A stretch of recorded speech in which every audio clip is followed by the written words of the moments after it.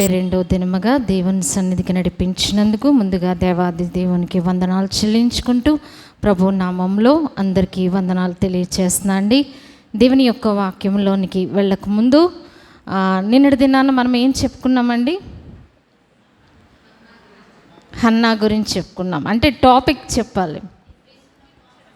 విసిగించుట, కోపము తెప్పించుట, అలాంటి వ్యక్తులను మనము ఎలాగూ డీల్ చేయాలి, ఎలాగూ మనం ఎదుర్కోవాలి. సో నిన్నటి దినం తన మీదకి వచ్చిన విసుగు, తన మీద ఆ యొక్క వెక్స్ అయిపోవడం అనమాట. వెక్స్ అయిపోవడం అంటే బాధపడడంలో చివరి స్థాయి అన్నమాట. సో అలాంటి కండిషన్ని మరి ప్రభు కృపలో దాన్ని మలుచుకుని ఆమె ఎలా చేసుకుందండి? పెనిన్నా విసిగించింది, కానీ ఆ పెనిన్నా విసిగించే ఆ పరిస్థితిని, ఆ దుఃఖాన్ని తను ఎలా మార్చుకుంది? తనకు అనుకూలంగా మార్చుకుంది. అలాగే ఈ దినం ఒక వ్యక్తిని చూస్తాం.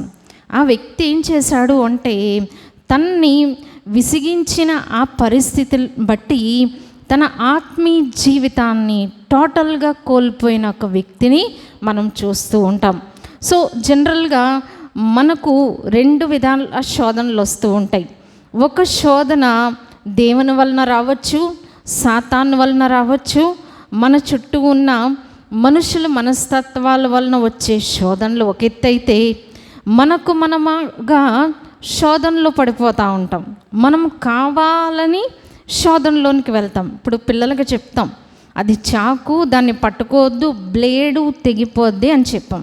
కానీ బిడ్డలు ఏం చేస్తారండి? వెళ్ళి దాన్నే పట్టుకుంటారు. సో మనం కూడా అంతే. కొన్నిసార్లు వెళ్ళకూడని చోట్లకు వెళ్ళి, మాట్లాడకూడని మనుషులతో మాట్లాడి, స్నేహము చేయకూడని మనుషులతో స్నేహము చేసి మనం ఏం చేస్తూ ఉంటాం? మనకి మనమే ఆ వెక్సేషన్ తెచ్చుకుంటాం అన్నమాట. అంటే మనమే ఒక శ్రమని క్రియేట్ చేసుకుంటాం. సో ఆ పరిస్థితిలో నుంచి మరి ఈ వ్యక్తి ఎలా ఎదుర్కొన్నాడు, ఆ తరువాత తన పరిస్థితి ఏంటి అని మనము చూస్తాము. మరి దేవుని యొక్క వాక్యంలో ఒక మాట చూద్దామండి. న్యాయాధిపతుల గ్రంథము పేజ్ నెంబర్ 213వ పేజీ అండి. 213 న్యాయాధిపతులు 16వ అధ్యాయము 16వ వచనం, పేజ్ నెంబర్ 213. ఆమె అనుదినము మాటల చేత అతని బాధించి తొందర పెట్టుచున్నందున అతని ప్రాణము విసిగి చావగోరెను. ప్రార్థన. దయగల మా తండ్రి, మీకు అనేక వందనములు. ఈ సిలువ ధ్యానములు 40 దినములు కూడా మాకెంతో గొప్ప మేలుగా మాకు అనుగ్రహించినారు. స్తోత్రము. 21 దినములు కూడా మీ సన్నిధిలో గడపడానికి మాకు ఎంతగానో సహాయం చేశారు.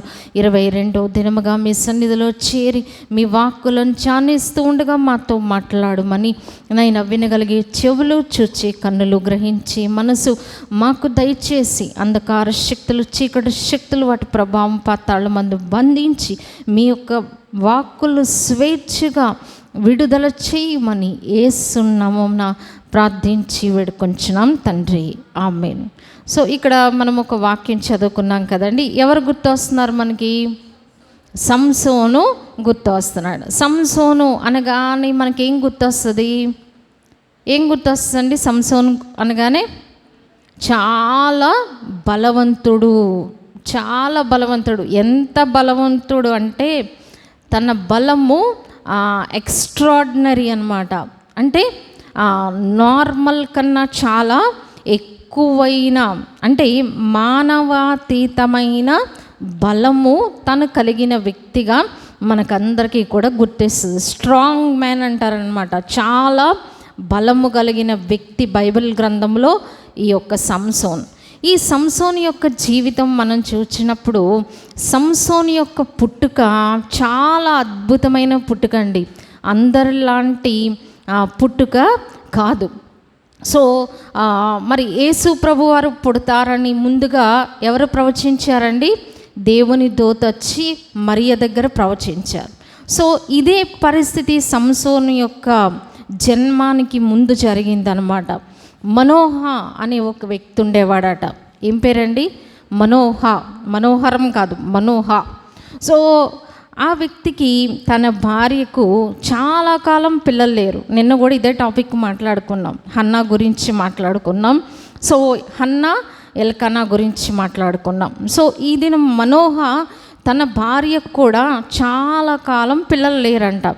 సో వాళ్ళు ప్రార్థన చేస్తూ ఉన్నారు, భర్త భార్య కూడా ప్రార్థన చేస్తూ ఉన్నారు. ఇది కూడా చాలా మంచి అలవాటు అన్నమాట. ఈ మనోహకు ప్రార్థించే అలవాటు కలిగి ఉంది. ఏ కుటుంబ యజమాని అయితే ప్రార్థనాపరుడుగా ఉంటాడో ఆ కుటుంబం అంతా కూడా ఆశీర్వదించబడుతుంది. యెహోవాయందు భయభక్తులు కలిగిన వాడు ఇలాగూ ఆశీర్వదింపబడు. ఎలాగంటారు? భార్య ఏమో ఫలించే ద్రాక్షవల్లి, పిల్లలు ఒలీవ మొక్క వలె ఉంటారంట. ఎప్పుడండి? భర్త కుటుంబ యజమాని ప్రార్థించే ప్రార్థనాపరుడైతే ఆ కుటుంబానికి అద్భుతమైన ఆశీర్వాదాలు కలుగుతాయి. సో ఈ మనోహ కూడా ప్రార్థన చేస్తూ ఉన్నాడు, ప్రభువా మాకు బిడ్డలు దయచేయండి అని ప్రార్థన చేస్తూ ఉన్నాడు హన్నాలాగా.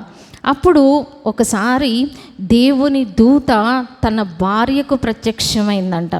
ప్రత్యక్షమై నీకు కుమారుడు పుడతాడు, ఆ కుమారుడు అప్పటికి ఇశ్రాయేలీల పరిస్థితి ఎలా ఉందంటే ఇశ్రాయేలీలు ఫిలిస్తీన్ల యొక్క చెరలో ఉన్నారన్నమాట.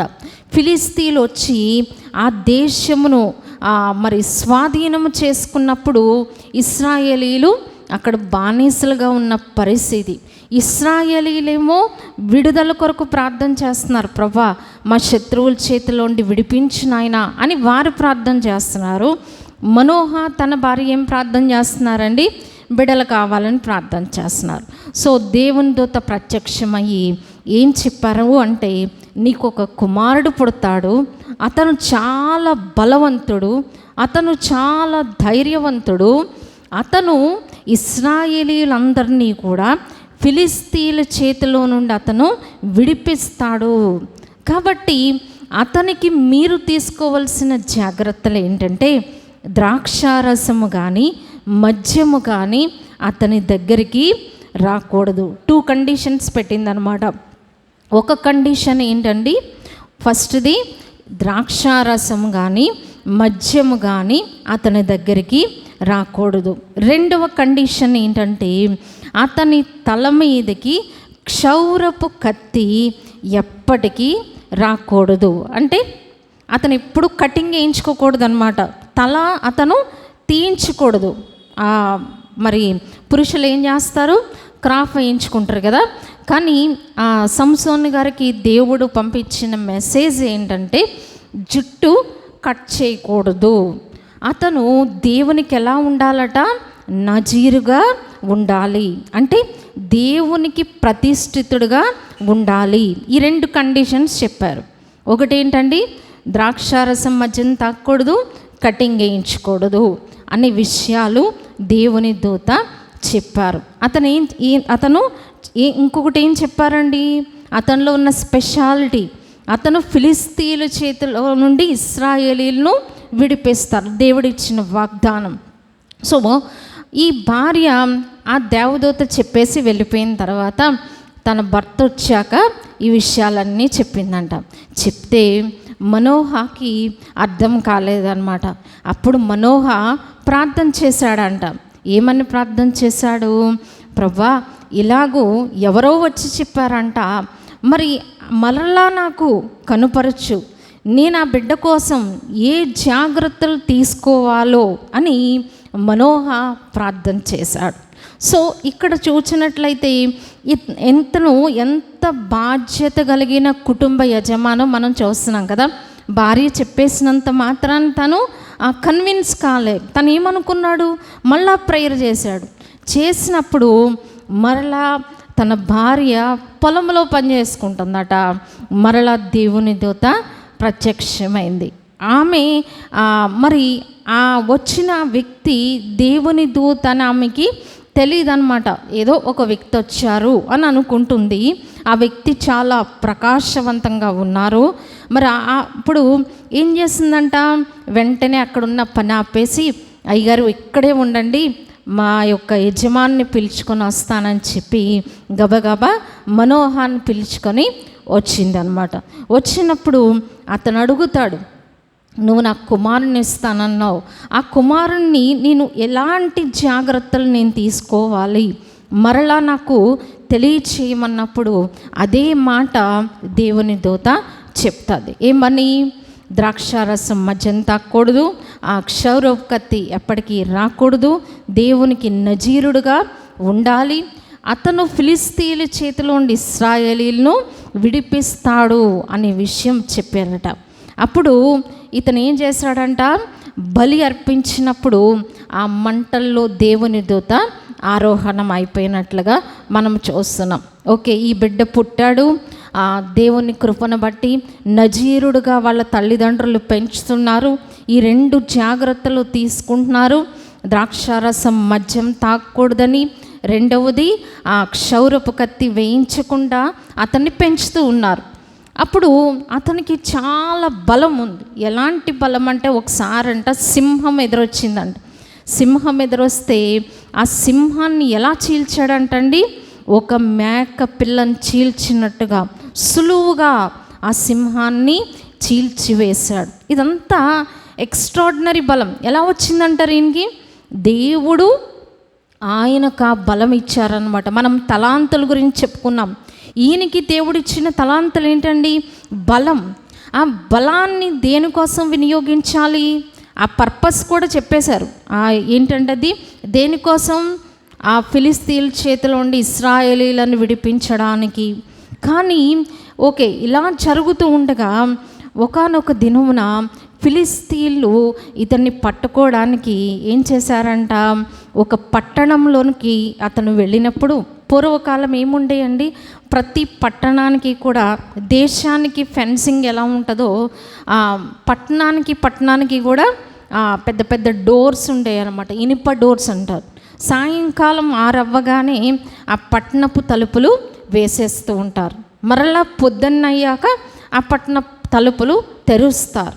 మరి ఇక్కడ కూడా అలా జరిగినప్పుడు ఆ ఉదయకాలంలో సంసోన్ని చంపుదామని ఫిలిస్తీన్లు అనుకున్నప్పుడు అతను ఏం చేశాడంట, ఆ యొక్క గేట్లు చక్కగా తేలిగ్గా నెత్తి మీద తట్ట పట్టుకెళ్ళిపోయినట్టు పట్టుకెళ్ళిపోయాడు. అంత ఎక్స్ట్రాడినరీ బలం అన్నమాట. సో ఇలా జరుగుతూ ఉండగా ఒకసారి ఈయన ఏం చేశారంట, ఫిలిస్తీన్ల మీదకి 300 నక్కలు పట్టుకున్నాడంట. ఎన్ని నక్కలండి? 300 నక్కలు. యాక్చువల్గా ఒక నక్క పట్టుకోవడమే చాలా కష్టం అన్నమాట. కానీ ఇతనికి ఎంత బలము కదండి.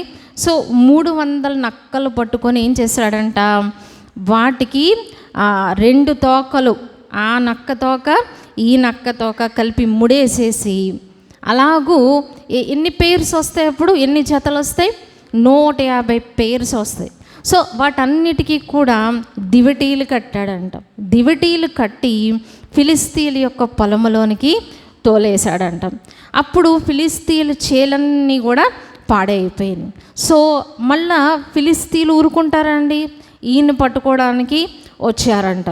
ఈయన పట్టుకోవడానికి వచ్చినప్పుడు ఆ పట్టణపు గవిని మూసేశారనమాట. ఇతన్ని పట్టుకొని వెళ్ళిపోదాం అనుకుంటే అవి చాలా తేలిగ్గా తలుపులు రాత్రికి రాత్రి తలుపులతో సహా అతను మోసుకొని వెళ్ళిపోయాడు. తర్వాత ఇంకొకసారి అతని మీదకి యుద్ధానికి వచ్చినప్పుడు అతను ఏం చేశాడంటండి, గాడిద పచ్చి దవడ ఎముకైనకి దొరికిందంట. ఏంటండి? గాడిద పచ్చి దవడ ఎముక అనమాట. అది దొరికితే దాన్ని పట్టుకొని ఒక్క ట్రిప్పులో 1000 మందిని చంపేశాడు. ఎంతమందినండి? 1000 మందిని. అతని చేతిలో ఉన్నది ఏంటండి? ఒక ఆయుధం, ఒక దవడ ఎముక. దాన్ని పట్టుకొని 1000 మందిని చంపేసరికి కొలాప్స్ అయిపోయాడు అనమాట. అంతా అతనికి అలసట వచ్చేసింది. అప్పుడు ప్రార్థన చేశాడంట, ప్రభా నేను దాహంతో చచ్చిపోయేలాగా ఉన్నానని ప్రార్థన చేస్తే దేవుడు అప్పటికప్పుడు గోతిని చీల్చాడు. మరి ఈ విధంగానే దేవుడు ఒకళ్ళకి గోతిని చీల్చారు. ఎవరికండి? Very good. హాగర్కి దేవుడు మొరపెట్టినప్పుడు దేవుడు గోతిని చీల్చాడు. అలాగే ఈ యొక్క సంసోను కూడా దాహంతో చచ్చిపోయే పరిస్థితి వచ్చినప్పుడు ప్రార్థన చేసినప్పుడు దేవుడు గోతిని చీల్చాడు. సో ఇలాగూ ఇశ్రాయేలీలకు రక్షణ కలుగు చేసే ఈ ప్రొసీజర్లో ఫిలిస్తీన్లు అతన్ని ఏ విధంగా అయినా పట్టుకోవాలి, అసలు ఇతనికి ఎందుకు ఇంత బలం, ఒక మనిషికి నార్మల్గా లేని బలం, అతీతమైన శక్తులు ఇతనికి ఎలా వచ్చినాయి, ఇతన్ని ఎలా అయినా సరే పట్టుకోవాలి అని ఆలోచనలో ఫిలిస్తీన్లు ఉన్నారు. అయితే ఇన్ని పరిస్థితులు ఇలాగున్నా, ఇంత ప్రార్థనా పరుడైన అతనిలో ఒక బలహీనత ఉంది. ఆ బలహీనత ఏంటంటే స్త్రీల బలహీనత. సో ఈ బలహీనత ఎలాంటి పరిస్థితికి దారితీసిందంటే, ఒక ఆమె ఉందంట, ఆమె పేరు దెలీలా. సో ఆమె మీద మనసు పారేసుకున్నాడు సంసోన్ గారు. మనసు పారేసుకున్నప్పుడు ఈ విషయం ఫిలిస్తీన్లకి తెలిసింది. సో ఆమె దగ్గరికి వెళ్ళి, నీకు ఒక్కొక్కళము 1000 కాసులు వెండినిస్తాము, నువ్వు ఏం చేయాలి, అతన్ని మా చేతులకు నువ్వు అప్పగించాలి అని డబ్బు ఆశ ఆమెకు చూపించారు. అయితే అప్పటి నుంచి ఆమె ఏం చేస్తుంది, ఏదో విధంగా ఈ సంసోన్ని వాళ్ళ చేతికి అప్పగించేలాగూ ఈమె ప్రయత్నాలు చేస్తుంది.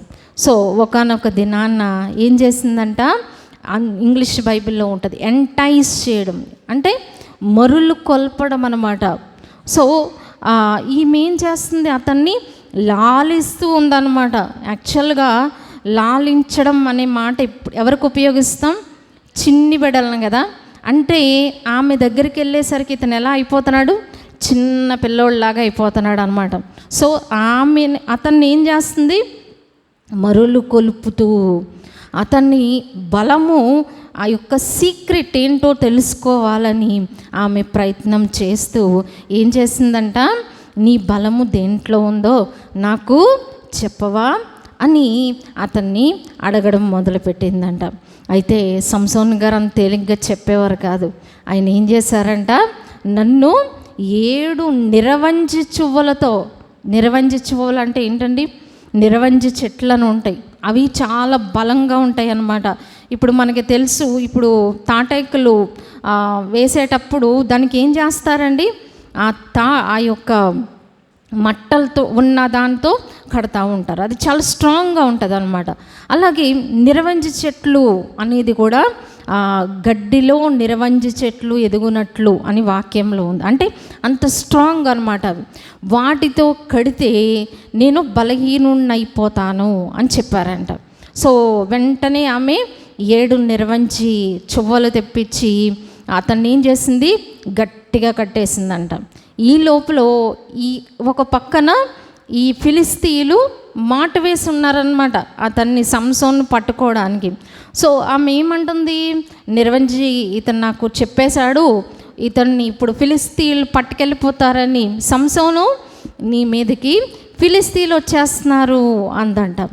వెంటనే అతను ఏం చేశాడు, అతనికి ఎక్స్ట్రాడినరీ బలం కాబట్టి వెంటనే లేచి వాటిని జస్ట్ ఒక తాడు తెంపినట్టు తెగగొట్టి అతని ఇంటికి తప్పించుకొని వెళ్ళిపోయాడు. సో అప్పుడు గుర్తించాలా లేదండి, దెలీలా మోసం చేస్తుందని గుర్తించాలా లేదా? ఎంత బుద్ధిహీనుడో ఇతను మనం చూస్తూ ఉన్నాం. రెండవసారి మళ్ళా ఈమె దగ్గరకు వచ్చాడంట.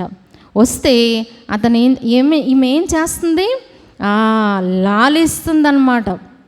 లాలించి, నువ్వు నన్ను నిజంగా ప్రేమిస్తే, చూడండి ఎంత బాగుందో, నిజంగా ప్రేమిస్తే నీ బలం ఎందులో ఉందో నాకు చెప్పాలి అన్నప్పుడు అతను అన్నాడంట, కొత్త తాళ్లతో నన్ను కట్టేస్తే నేను బలహీనుడినైపోతాను అన్నాడని.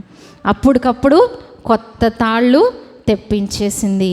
అతని నిద్రలోకి జారుకున్నాక ఆ కొత్త తాళ్లతో అతన్ని బంధించి మళ్ళా అంటుంది, ఫిలిస్తీన్లు ఆ సంసోను ఫిలిస్తీన్ని చేతికి వచ్చేస్తున్నారు అన్నప్పుడు అతను వాటిని తెంపుకొని మళ్ళీ తప్పించుకొని వెళ్ళిపోయాడు. సో మొదటిసారి బుద్ధి రాలేదు, రెండవసారి బుద్ధి రావాలి వద్దండి? రావాలి కదా. స్టిల్ ఆమె మోసము గుర్తించకుండా, గుర్తిస్తాడు బట్ ఆమెకు బానిస అయిపోయాడు అనమాట.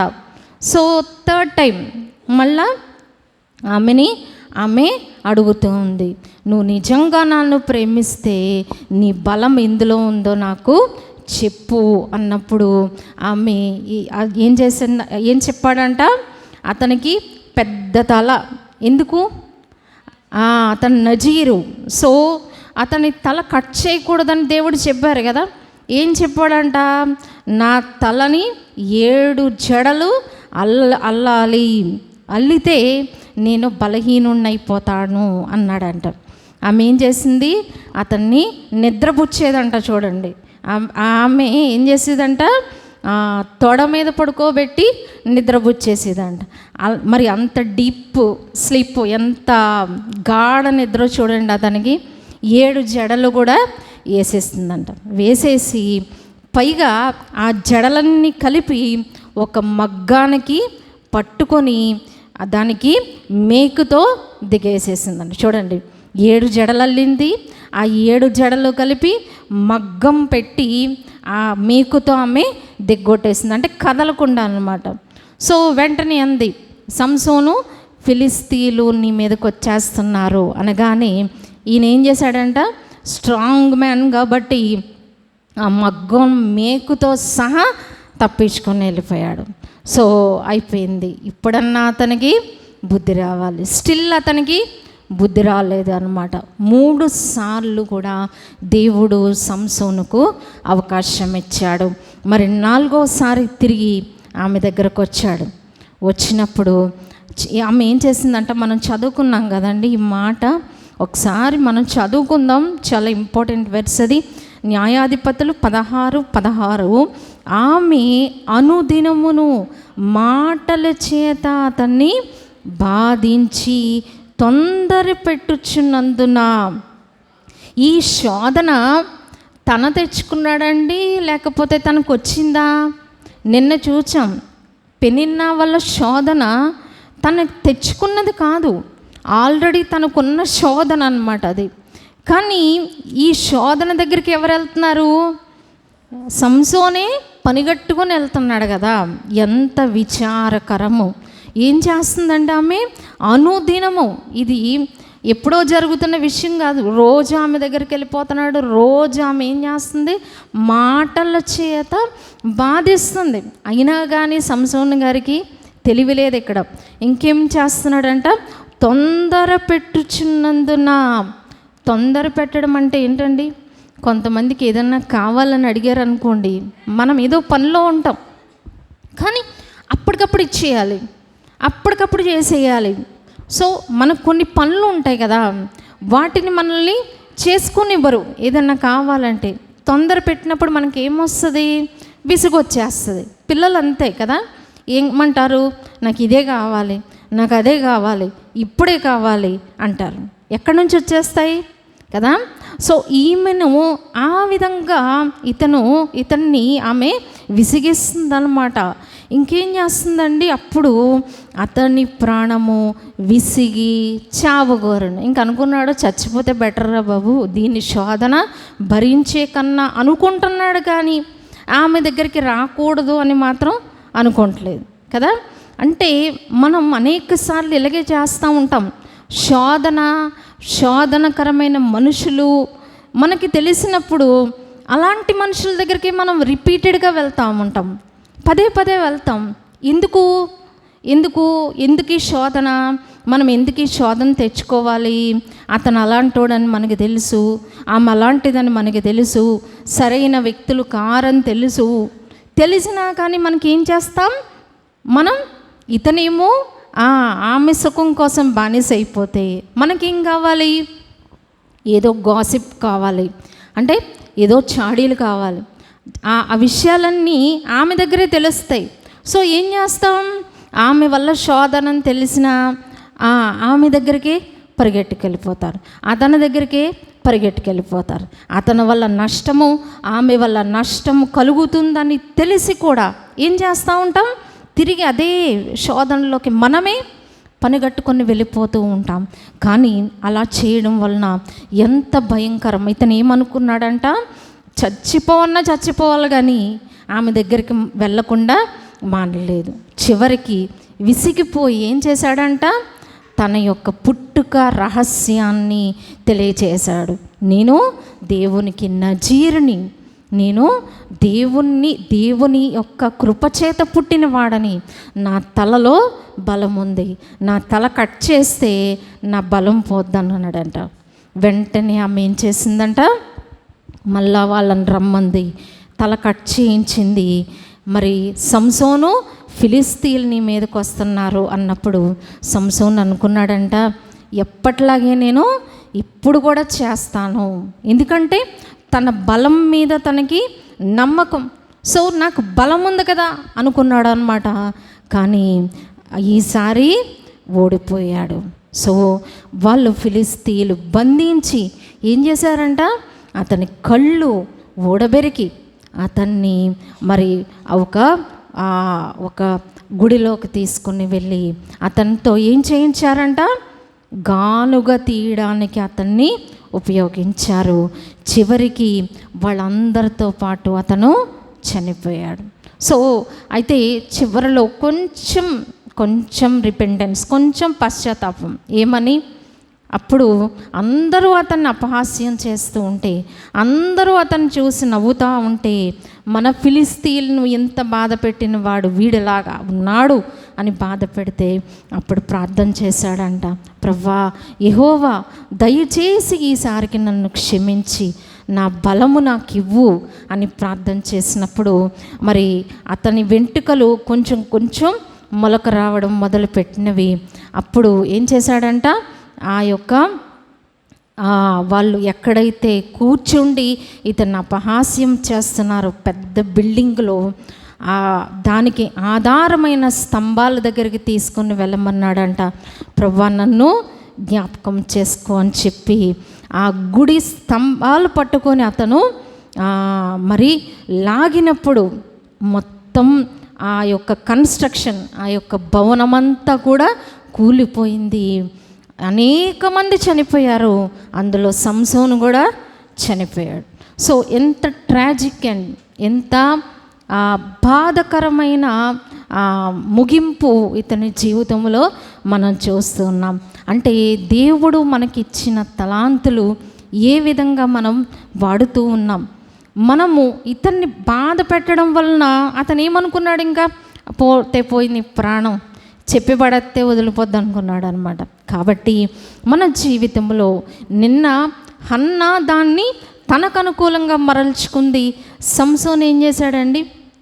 విసిగిపోయి తన జీవితం యొక్క రహస్యాన్ని తెలియచేశాడు. కాబట్టి మనం ఎందుకు విసుగుదల, తొందరపాటు ఇలాంటి పరిస్థితులు మనకొస్తే పర్వాలేదు, దాన్ని మనం పరిష్కరించుకోవచ్చు. కానీ మనముగా అలాంటి పరిస్థితులు, అలాంటి వ్యక్తులు, అలాంటి మనుషులు, అలాంటి స్నేహాలు వదులుకోకపోతే ఏం జరుగుతుందండి? ఆత్మీయ జీవితం కోల్పోతాం, మానసిక జీవితం కోల్పోతాం, చివరికి మరణం ఇతనికి ఎదురయ్యింది. సో కాబట్టి ఈ సంసోను జీవితంలో హన్నా ఎంత చక్కగా తన బాధని, తన కన్నీటిని ప్రభువు దగ్గర పెట్టుకొని పరిష్కరించుకుందో, సంసోను తన జీవితాన్ని పాడు చేసుకున్నాడు. మనకి దేవుడు కూడా ఎన్నో తలాంతులు ఇస్తాడు. వాటిని మనం అనుకుంటాం ఎన్నో పాపాలు చేసేస్తూ నేను ప్రార్థన చేస్తే దేవుడు క్షమిస్తాడు అనుకుంటాం. కానీ ఎప్పుడైతే సంసోను దేవుడు పెట్టిన షరతులో నుంచి బయటకు వచ్చాడో అతనికి ఏమైందండి? నష్టం ఎదురైంది. మనం కూడా ఎన్నిసార్లు చేసినా, ఎన్నిసార్లు తప్పిపోయినా పర్వాలేదు, దేవా నన్ను క్షమించంటే దేవుడు క్షమించేస్తాడు అని అనుకుంటారు. కానీ దేవుడు టాలరేట్ చేయరు. అంటే దేవుడు మనకు కొన్ని అవకాశాలు ఇస్తారు. ఆయన అందుకని యోబు గ్రంథంలో దేవుడు ఒక మారు మాట్లాడును, 2 మార్లు మాట్లాడును, మనుషులు అది వివేచింపరు. మనతో దేవుడు హెచ్చరిస్తారు. సంసోన్ గారికి ఎన్ని అవకాశాలు ఇచ్చారండి? 3 అవకాశాలు. మరి మనకెన్ని అవకాశాలు ఇస్తున్నారు? 1, 2, 3, 30, 300, 3000 ఎన్నో అవకాశాలు. బట్ స్టిల్ మనం ఉపయోగించుకోకపోతే దానికి ఒక ఎండింగ్ ఉంటుంది అన్నమాట. అంటే జరిగిందే మళ్ళా జరగదు. అంటే ఇదివరకు దేవుడు కరుణించారు, మళ్ళా దేవుడు కరుణిస్తారో లేదో మనం చెప్పలేం. ఇంత బలవంతుని యొక్క ముగింపు భయంకరంగా ముగిసినట్లుగా మనం చూస్తూ ఉన్నాం. కాబట్టి ఎవరైనా సాతాను మనల్ని ఇలా శోధిస్తూ ఉంటాడు. దేవుని యొక్క వాక్యం ద్వారా సాతాన్ని మనం జయించవచ్చు. కానీ అలాంటి వ్యక్తుల దగ్గరికి, అలాంటి మనుషుల దగ్గరికి మనం ఎలా ఉండాలండి? దూరముగా ఉండాలి. కొంతమంది ఉంటారు పదే పదే మనల్ని విసిగిస్తారు, బాధిస్తారు, శోధిస్తారు. కానీ మనం అలాంటి వ్యక్తులకు ఎలా ఉండాలి? కొంచెం లిమిట్లో మనం ఉండాలి, మన హద్దులో మనము ఉండాలి. అప్పుడు ఇలాంటి శోధనల నుంచి మనం తప్పించుకోగలమన్నమాట. మరి దెలీలా దగ్గరికి సంసోన్ వచ్చాడా? సంసోన్ దెలీలా దగ్గరికి వెళ్ళాడండి? సంసోనే వెళ్ళాడు. అనేకసార్లు మనమే శోధనలోకి పరిగెడుతూ ఉంటాం. కాబట్టి ఈ విషయాలు ఈ దినం మనం కేర్ఫుల్గా ఉండాలని పరిశుద్ధాత్మ దేవుడు మనకు తెలియచేస్తూ ఉన్నారు. ఒక వీడియో మనం చూద్దామండి. మొట్టమొదటిగా మనము చూస్తూ ఉన్నాం, మనోహ ఒకానొక దినమున దేవుని యొక్క దూత ఆమెకు ప్రత్యక్షమై, మరి నీకు ఒక కొడుకు పుడతాడు, అతనికి మరి ఏం చెయ్యాలి అనేది కూడా తెలియజేశారు. ద్రాక్షారసము, మద్యము తాగకూడదు. నెక్స్ట్ ఏంటండి, అతనికి క్షౌరపు కత్తి వేయకూడదు, అతను దేవునికి నాజీరుగా ఉండాలి అనే విషయము తెలియచేసినట్లుగా మనం చూస్తూ ఉన్నాం. సో ఈమె మరి దేవుని సన్నిధిలో ప్రార్థన చేస్తూ ఆశ్చర్యంగా ఉంది. మరి తన భర్తకు ఆ విషయాన్ని తెలియచేసినట్లుగా మనం చూస్తూ ఉన్నాం. మరి మరలా మనోహ ఏం చేస్తున్నారండి?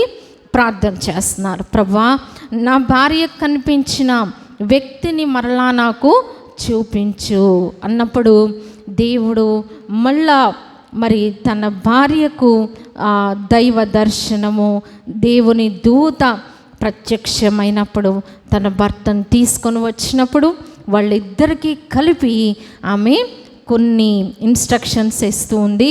సో ఏ విధంగా బిడ్డను పెంచాలి అనే విషయాలు ఆ దేవుని దూత తెలియచేశారు.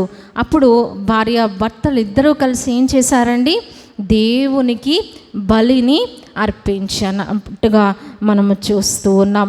అప్పుడు ఆ బలి ఇచ్చినప్పుడు ఆ మంటల్లోనే ఆ దేవుని దూత పరలోకానికి ఆరోహణమైనట్లుగా మనం చూస్తూ ఉన్నాం. వాళ్ళిద్దరూ ఎంతో భయపడినట్లుగా మనము చూస్తూ ఉన్నాం. సో వీళ్ళిద్దరూ మరి ఎంతో భక్తితో, విశ్వాసముతో దేవుని సన్నిధిలో మరి ఉన్నప్పుడు దేవుడు వారికి చక్కని కుమారుణ్ణి ఇచ్చారు. ఎవరండి ఈయన? అబిదా చెప్పాలి. ఎవరు? సంసోను గారు జన్మించారు. మరి సంసోను గారు బలవంతుడుగా, చాలా ఒక అతీతమైన బలం కలిగిన వ్యక్తిగా మనం చూస్తున్నాం. పెద్ద పెద్ద రాళ్ళు కూడా అతను ఈజీగా, చాలా తేలికగా మోయగలిగే సామర్థ్యం దేవుడిచ్చారు. ఎందుకు అంటే ఈ వ్యక్తిని ఇశ్రాయేలీయులు విడిపించడానికి, మరి ఆ సింహాన్ని చూడండి ఎంత ధైర్యంగా అబిదా చూస్తున్నావా ఏం చేస్తున్నాడు? అతను లయన్ని చంపేస్తున్నాడు. చూసావా? సో దేవుడు మనకి కూడా అలాంటి ఎక్స్ట్రాడినరీ, సాతాన్ని జయించడానికి అటువంటి శక్తిని ప్రభువు మనకి దయచేస్తారు. అందుకే అపవాది ఎలా వస్తాడటండి? గర్జించు సింహము వలె. సో దేవుడు మనకు అలాంటి బలమైన శక్తిని ఇస్తారు. అతను చూడండి ఎంత సింపుల్గా, మరి ఒక తట్ట మోసినట్లుగా పెద్ద పెద్ద రాళ్ళు మోయగలిగే అటువంటి బలము, అతీతమైన శక్తిని కలిగిన వాడిగా మనము చూస్తూ ఉన్నాం. సో అతను మరి నక్కలను పట్టుకున్నాడంట. 300 నక్కలను పట్టుకొని వాటి తోకలు ఒకదానికి ఒకటి జత చేసి ఆ పొలాల్లోనికి పంపించి ఫిలిస్తీయుల యొక్క పొలాలను మరి చేనును అంతా కూడా పాడు చేసినట్లుగా మనము చూస్తున్నాం. అప్పుడు ఫిలిస్తీయులు ఎంతో పగతో మరి ఏ విధంగా అయినా మరి ఈ యొక్క సంసోన్ను బంధించాలి అనే సంకల్పంతో వారు ఉన్నట్టుగా మనం చూస్తూ ఉన్నాం. సో మరి అప్పుడు అతన్ని పట్టుకోవడానికి వచ్చినప్పుడు ఏంటంటే అది గాడిద, పచ్చి దవడ, ఎముక తీసుకుని 1000 మందిని అతను ఒక్క చేతితో ఒక్క ట్రిప్పులో చంపినట్లుగా మనము చూస్తున్నాం. అంత బలము, అంత శక్తిని దేవుడు ఇచ్చారు. అయితే మరి ఒక స్త్రీ, ఈమె పేరేంటండి, దెలీలా, ఆమె యొక్క మోజులో పడి ఆమెను ప్రేమిస్తూ ఆమెకు బానిసగా సంసోను మారిపోయాడు. సో మన జీవితంలో మరి ఆమెను చూస్తూ ఉన్నాం. ఆమెకి ఫిలిస్తీన్లు ఏం చేస్తున్నారండి, వెండి నాణేలు ఆఫర్ పెట్టారనమాట. అతన్ని కనుక మా చేతికి నువ్వు ఇస్తే నీకు ఇంత డబ్బును ఇస్తాము అని చెప్పినప్పుడు ఆమె డబ్బుకు ఆశపడి ఏం చేస్తుందండి, అతన్ని బంధించినట్లుగా నిరవంజి చువ్వలతో మనము చూస్తూ ఉన్నాం. కానీ దేవుడు ఆయనకిచ్చిన బలమును బట్టి ఆ చువ్వలు వాటన్నిటిపైన తెంచుకొని, వాక్యంలో ఉంది, నూలు పోగు వలె అగ్నిలో నూలు పోగేస్తే అలా ఎలా ఉంటుందో అలా తెంచుకొని అతను వాటి నుంచి తప్పించుకున్నట్లుగా మనము చూస్తున్నాం. మొదటిసారి దేవుడు అవకాశం ఇచ్చారు. రెండవసారి ఏం చేశాడండి, తాళ్లతో కట్టేశారు. కట్టేసి ఏమంటుంది, సంసోను నీ మీదకి వచ్చేస్తున్నారు చూసుకో అన్నప్పుడు దేవుడు మరి మరలా ఆ బలమును బట్టి, దేవుడు ఇచ్చిన కృపను బట్టి ఆ యొక్క మరి కష్ట పరిస్థితిని మరి జయించినట్లుగా మనము చూస్తూ ఉన్నాం. సో ఈ విధంగా దేవుడు రెండవసారి అవకాశం ఇచ్చారు. మూడవసారి ఏం చెప్పిందండి, జడలు అల్లితే బలం పోతుంది అని చెప్పాడు. సో ఆమె ఏం చేస్తుంది, అబిదా ఏం చేస్తుంది, ఆమె జడ వేస్తుంది కదా. చూడండి, జడలు అల్లుతూ ఏం చేసిందంట, వాటికి మగ్గానికి మేకు వేసిందంట. సో అది కూడా ఏం చేశాడండి, ఫిలిస్తీన్లు వచ్చినప్పుడు ఎంతో తేలిగ్గా వాటిని ఊడదీసుకొని వెళ్ళిపోయినట్లుగా మనం చూస్తూ ఉన్నాం. మరి 3 సార్లు అయిపోయింది. 4వసారి ఏమంటుంది, నువ్వు నన్ను నిజంగా ప్రేమించట్లేదు, నిజంగా ప్రేమిస్తే నీ బలం ఎందులో ఉందో నాకు చెప్తావు అని అతన్ని ఏం చేస్తుంది, బాధేస్తుంది, విసిగిస్తుంది, తొందర పెడుతుంది. సో అతను విసిగిపోయి చిరాకుతో చావగోరి ఏం చేశాడండి, తన యొక్క రహస్యము, జన్మ రహస్యాన్ని తెలియచేసినట్లుగా మనము చూస్తూ ఉన్నాం. సో ఆమె ఏం చేస్తుందండి, తలంతా కట్ చేసేసింది. సో మరి ఆ విధంగా అతని యొక్క జీవితము అంధకారంలోనికి వెళ్ళిపోయినట్లుగా మనము చూస్తూ ఉన్నాం. మరి ఫిలిస్తీన్లను ఆమె పిలిపిస్తూ ఉంది, రండి ఇతన్ని పట్టుకోండి అని చెప్తూ ఉంది. మరి అతను అనుకుంటూ ఉన్నాడు, అతను నేను ఎప్పటిలాగా తప్పించుకుంటాను అనుకున్నాడు. కానీ తన బలము తనలో నుంచి వెళ్ళిపోయింది. సో అతన్ని పట్టుకొని, అంత స్ట్రాంగ్ మ్యాన్ని పట్టుకొని ఏం చేశారండి, అతన్ని కళ్ళు పీకేశారంట. మరి అతన్ని గానుగ పెట్టి, ఆ గానుగ అంటే నూనె తీసేదానికి అతన్ని ఉపయోగించినట్లుగా అందరూ అతన్ని అపహాస్యం చేస్తూ ఉన్నారు. ఆ సంసోను ఇలా అయిపోయాడు అని అందరూ హేళన చేస్తూ ఉన్నారు. కానీ అప్పుడు అతను ఏం చేశాడండి, తప్పు తెలుసుకొని అప్పుడు ప్రార్థన చేశాడు, ప్రభా ఈసారికి నన్ను క్షమించు, నన్ను జ్ఞాపకము చేసుకో నాయనా అని ప్రార్థన చేసినప్పుడు అతనికి మరలా కొంత జుట్టు వచ్చిందనమాట. అప్పుడు తిరిగి అతనికి కొంత బలం వచ్చింది. దేవుడు కృపతో మరి జ్ఞాపకం చేసుకున్నారు. కానీ అతని జీవితం ఆ యొక్క బిల్డింగ్ అంతా కూడా ఆ 2 స్తంభాలు పట్టుకొని ఆ బిల్డింగ్ అంతటినీ కూడా కూల్చేశాడు అనమాట. అంత బలం లాస్ట్లో ప్రభువు తనకి దయచేశారు. ఆ బిల్డింగ్లో అనేక వేలాది మంది చనిపోయారు. ఆ వేలాది మందిలో ఎవరున్నారండి? సంసోను కూడా ఉన్నాడు. సంసోను యొక్క ముగింపు బాధాకరమైన ముగింపుగా మనము చూస్తూ ఉన్నాం.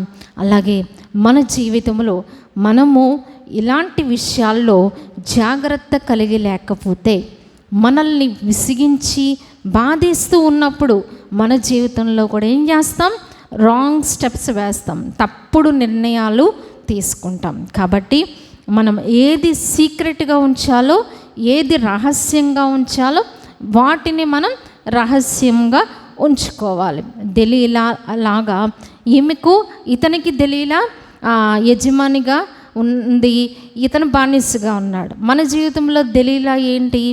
డబ్బా, మరి ఐశ్వర్యమా, లేకపోతే మనకున్న పరిస్థితులను బట్టి మనం దేనికి బానిసలం అయిపోతున్నామో మనం చెక్ చేసుకొని ఈ రాత్రికాలంలో అలాంటి వ్యక్తులు, అలాంటి పరిస్థితులు, అలాంటి శోధనలు దేవుడు మనకు అవకాశాలు ఇస్తూ ఉన్నా మనం అదే శోధనలోకి ఒకవేళ వెళ్ళిపోతున్నామేమో.